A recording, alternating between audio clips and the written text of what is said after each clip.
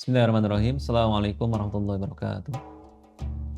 Alhamdulillahirabbil alamin wa bihi nasta'in wa ala umuri dunya waddin wassalatu wassalamu ala asrafil anbiya'i wal mursalin wa ala alihi wa sahbihi ajma'in. Subhanaka la ilma lana illa ma 'allamtana innaka antal alimul hakim. Rabbi shrah li sadri wa yassir li amri wa hlul 'uqdatam min lisani yafqahu qawli, amma ba'd. Alhamdulillahirabbil alamin. Segala puja dan puji syukur hanya untuk Allah Subhanahu wa taala yang masih memberikan kita kenikmatan sampai hari ini. Mudah-mudahan dengan nikmat yang Allah berikan kepada kita bisa menambah rasa syukur kita kepada Allah Ta'ala dan menjadikan kita termasuk orang-orang yang beruntung fid dunya wal akhirah. Amin amin ya rabbal alamin. Salam dan salam tak lupa kita aturkan pada uswah hasanah kita, suri yang terbaik untuk kita semua, baginda Nabi Agung Muhammad sallallahu alaihi wasallam, pada keluarga beliau, para sahabat beliau, dan juga orang-orang yang selalu istiqomah mengikuti beliau, dan mudah-mudahan kita termasuk orang-orang yang mendapatkan syafaat pada besok di yaumul qiyamah. Amin amin ya rabbal alamin. Bapak, Ibu, teman-teman, pemirsa Al-Hikmah TV yang dirahmati Allah Subhanahu wa taala. Setiap hari kita berinteraksi dengan segala sesuatu. Setiap hari kita melakukan beberapa hal yang itu berkaitan dengan orang lain, dengan alam, dengan binatang, dan itu menjadi rutinitas kita. Di sini insya Allah kita akan membahas bagaimana Islam itu mengajarkan, bahkan mewajibkan berbuat ihsan, berbuat baik kepada segala sesuatu. Islam itu mengatur dari hal yang sangat kecil, bahkan hal yang besar. Baik dari kita bangun tidur sampai kita mau tidur lagi, diatur oleh Islam dengan sempurna. Maka beruntunglah kita menjadi orang yang Islam, dan mudah-mudahan kita termasuk orang-orang yang beriman dan bertakwa kepada Allah Subhanahu wa taala. Bapak, Ibu, pemirsa Al-Hikmah TV yang dirahmati Allah Subhanahu wa taala. Kita akan membahas kali ini hadis arba'in yang ke-17 berkaitan dengan kewajiban berlaku ihsan pada segala sesuatu. Kewajiban berlaku ihsan, berlaku baik kepada segala sesuatu. Masuk ke hadis An Abi Ya'la Shaddad ibni Aus radhiyallahu anhu, dari Abu Ya'la Shaddad bin Aus radhiyallahu anhu, ani Rasulullah sallallahu alaihi wasallam qala, dari Rasulullah sallallahu alaihi wasallam beliau bersabda, innallaha katabal ihsanu ala kulli syai', sesungguhnya Allah Subhanahu wa taala menetapkan perbuatan baik, perbuatan ihsan pada tiap-tiap sesuatu. Sesungguhnya Allah Ta'ala telah menetapkan, telah mencatat perbuatan baik pada tiap-tiap sesuatu. Ini hanya Allah Subhanahu wa ta'ala lewat hadis Rasulullah SAW menetapkan, mewajibkan kita untuk berbuat baik pada segala sesuatu. Baik itu dengan hewan, baik itu dengan tanaman, apatah lagi dengan manusia, dengan tetangga, dengan saudara, dengan teman. Itu memang seharusnya kita berbuat baik kepada mereka. Saya punya teman, saking dia berlaku ihsannya kepada tanamannya, sampai-sampai dia tidak mau mempruning, Pruning itu memotong ranting-ranting yang tidak begitu dibutuhkan agar cepat berbuah. Kenapa? Karena takut ya, karena takut menyakiti tanaman itu. Ini Masya Allah. Bahkan dia tidak mau memberikan pupuk yang notabene pupuk kimia ya, kepada tanaman itu. Kenapa? Kenapa? Ya, pupuk kimia takutnya tidak baik untuk tanaman itu. Sampai segitunya. Ini wallahu alam lah ya.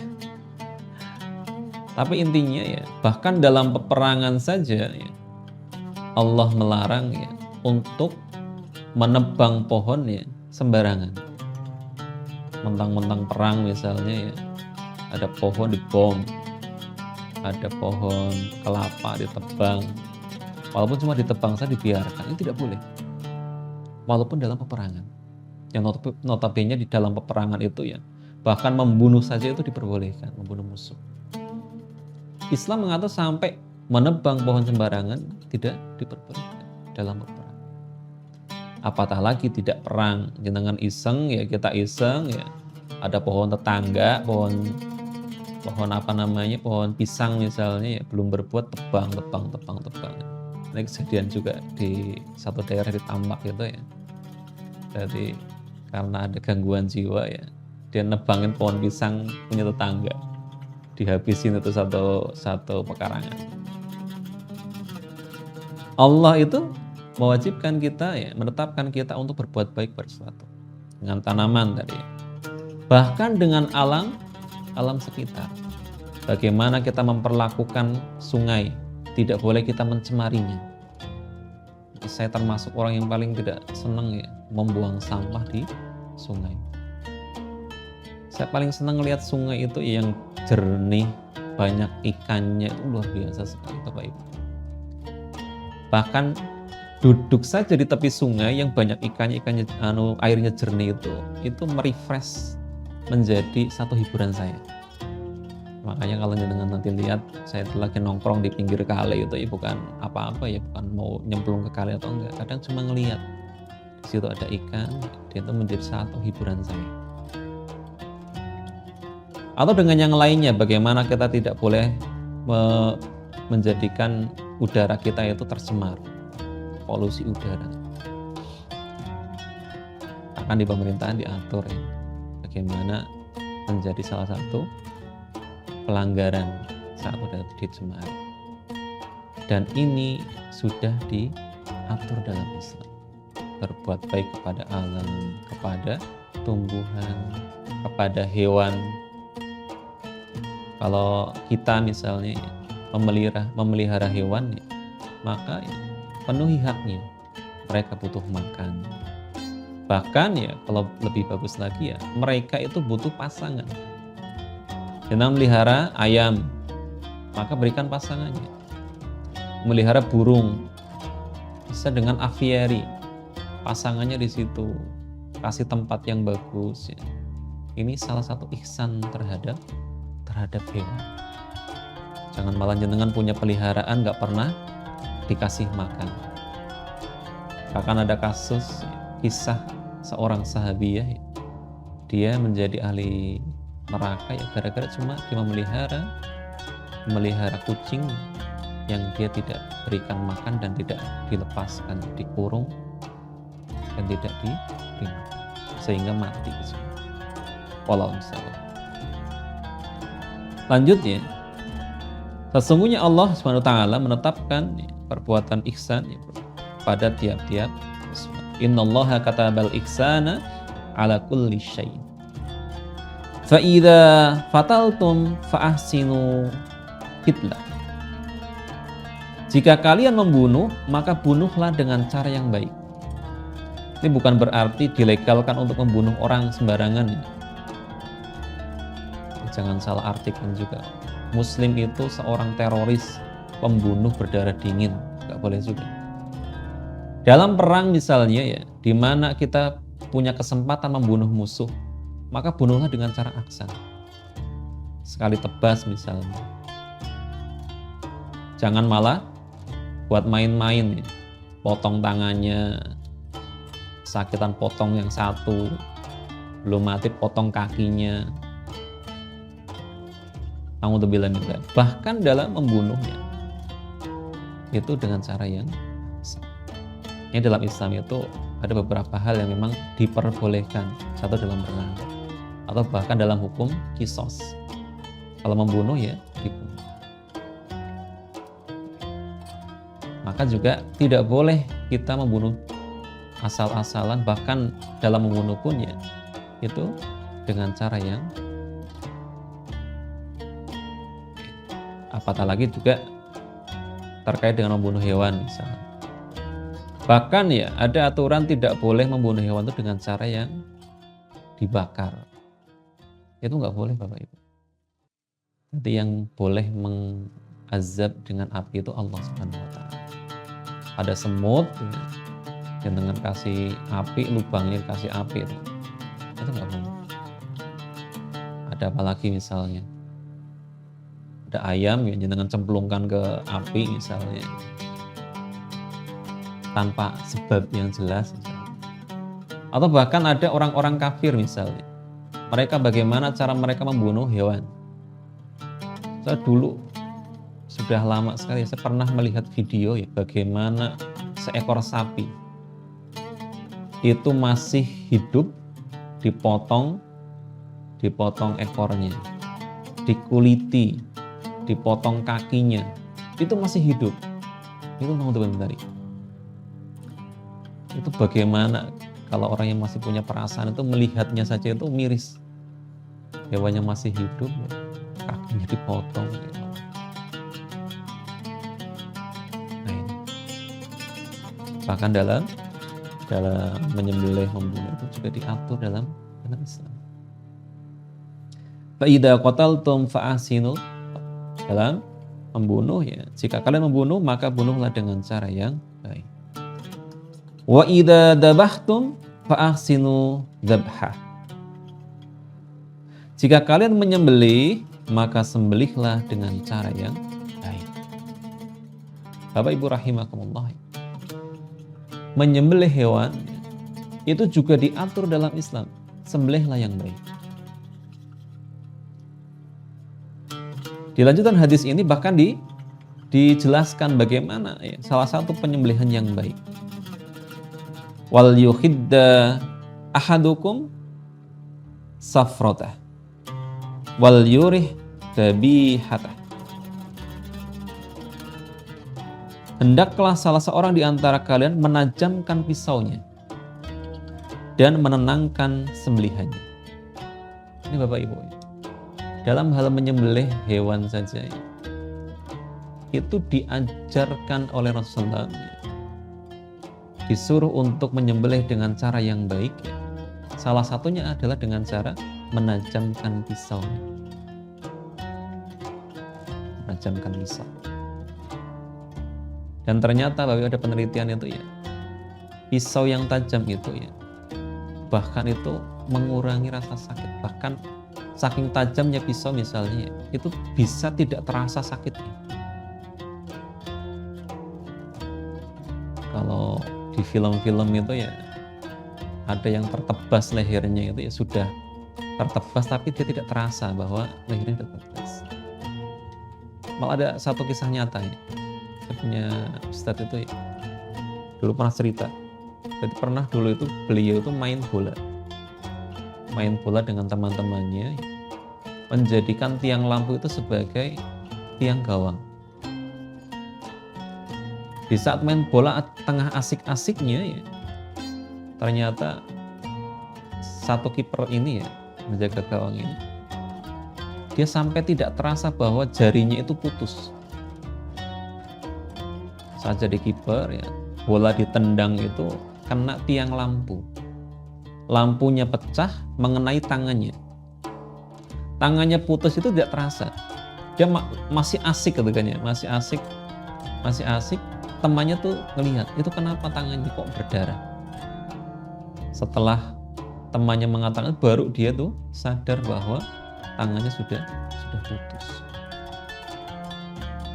Akhirnya dibawalah ke rumah sakit ya. Tangan yang putus tadi itu juga dibawa ke rumah sakit ya.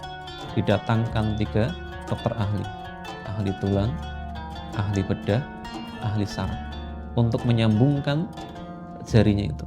Ini kebetulan beliau katanya tuh dari anak yang punya, orang kaya. Akhirnya diusahakanlah itu ya dengan dokter tulang, dokter bedah, dan dokter saraf. Inilah tersambunglah kembali tangannya itu, jari tangannya itu ya.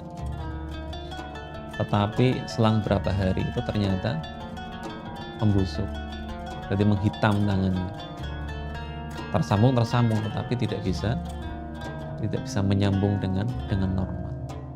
Dan singkat cerita katanya diamputasi.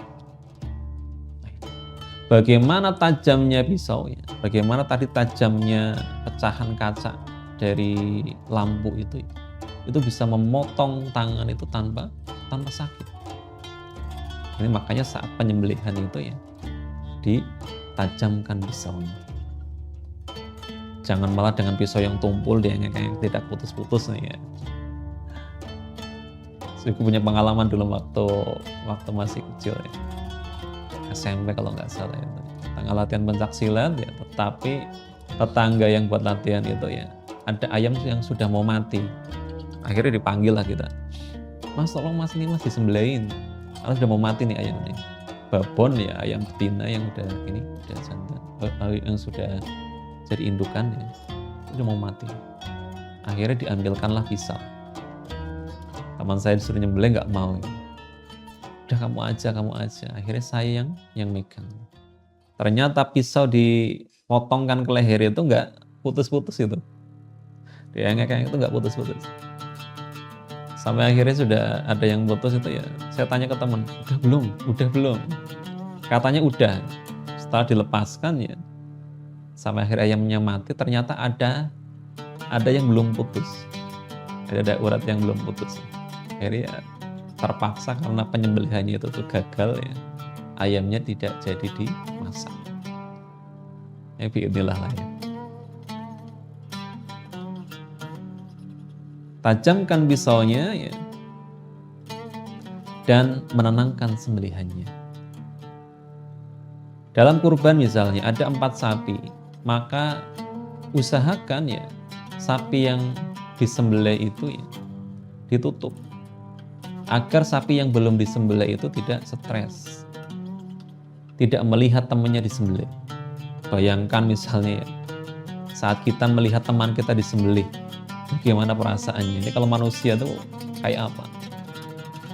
Hewan juga mungkin ya punya perasaan seperti itu. Lihat temannya itu dianiaya misalnya, disembelih, mungkin dia punya rasa cemas, rasa takut dan yang lainnya. Maka tutup, bisa dengan terpal, dengan band atau yang lainnya, tutup agar tidak melihat. Tenangkan. Bahkan sudah jatuhkan dengan cara yang ahsan, dengan cara yang baik. Sudah jatuh ya, dielus-elus, ditenangkan hewan sembelihannya. Kadang ditutup matanya. Bahkan ada cara tuh ya di cara merobohkan hewan kurban itu ya. Kambing itu ditutup matanya, itu tenang. Baru disembelih. Bapak, Ibu, pemirsa Al-Hikmah TV yang dirahmati Allah Subhanahu wa Ta'ala. Dalam hadis ini ya kita diajarkan beberapa hal. Bahkan dalam hal yang notabene sepele, kecil. Tetapi Allah ajarkan, Rasulullah ajarkan. Dan Allah perintahkan untuk berbuat baik dengan segala sesuatu. Kalau kita punya barang, jaga. Bahkan ya saya sendiri Bapak Ibu ya, kadang dengan motor itu saya ajak bicara. Saya kadang berbicara dengan motor. Saya ngomong dengan motor ya. Tapi motornya sayanya nggak ikut ngomong ya. Kalau jawab itu mungkin lucu. Saya bilang kadang dengan motor, terima kasih ya. Terima kasih sudah menemani perjuangan. Terima kasih sudah menemani perjalanan ke sana siang malam, hujan ataupun panas. Terima kasih. Sehat-sehat ya. Kadang dengan mobil juga kadang bicara. kamu sudah dirawat, sehat-sehat ya, manut. Saya tuh sering kayak gitu dengan badan, dengan mobil kadang kayak gitu. Nah ini, berbuat baik dengan segala sesuatu, bahkan dengan barang yang bahkan penelitian terkait dengan air saja, yang notabene itu benda mati lah ya. Saat air itu ya dibacakan, didengarkan musik yang keras, itu strukturnya berubah. Didengarkan musik yang lembut, itu berubah. Bahkan dibacakan Al-Quran, itu strukturnya berubah. Makanya bagaimana itu ya, bagaimana sesuatu yang kadang kita anggap itu tidak punya nyawa, benda mati, ternyata terpengaruh dengan perilaku kita, dengan ucapan kita. Bahkan hewan saja itu tahu. Orang yang biasa ngasih makan, orang yang biasa menyayangi dia, orang yang biasa bentak dia, itu pun hewan akan tahu. Bapak Ibu rahimakumullah ya. Mungkin itu ya pelajaran mudah-mudahan bisa kita ambil dari hadis ini, hadis Arba'in yang ke-17. Mudah-mudahan bisa kita lakukan dalam kehidupan kita sehari-hari. Segala salah dan hilaf dari diri saya pribadi ya, minta maaf ya. Akhirul kalam, usikum wa nasihatullah, aqulu qouli hadza astaghfirullah li wa lakum. Wassalamualaikum warahmatullahi wabarakatuh.